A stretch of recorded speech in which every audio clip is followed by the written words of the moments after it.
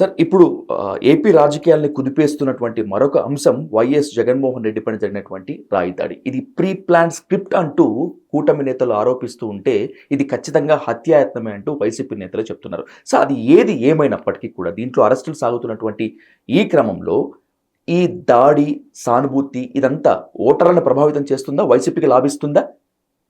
ఒక్క అంశము ఎన్నికల్లో డిసైడ్ చేయదు, అనేక అంశాలు డిసైడ్ అవుతాయి. ఇప్పుడు ఆలిపిరి ఘటన జరిగింది, అదైతే రియల్ దాడా కాదా అనేది మనకు తెలియదు. దాడిని ఒకరంటారు, కాదని ఇంకోరంటారు. ఏదైనా అదైతే రియల్ దాడి అని అందరూ ఒప్పుకుంటారు కదా, నక్సలైట్ చేసిన దాడి కదా. మరి ఏం కాదు, చంద్రబాబు నాయుడు సిబ్బంది రాలే కదా, 6 నెలల ముందు ఎన్నికలు పెడితే ఏం గెలవలే కదా. అందువల్ల బలమైన రాజకీయ మూడు ఉన్నప్పుడు ఇలాంటి ఇష్యూస్ ఆ మూడుకు మార్చుతాయని అనుకోను.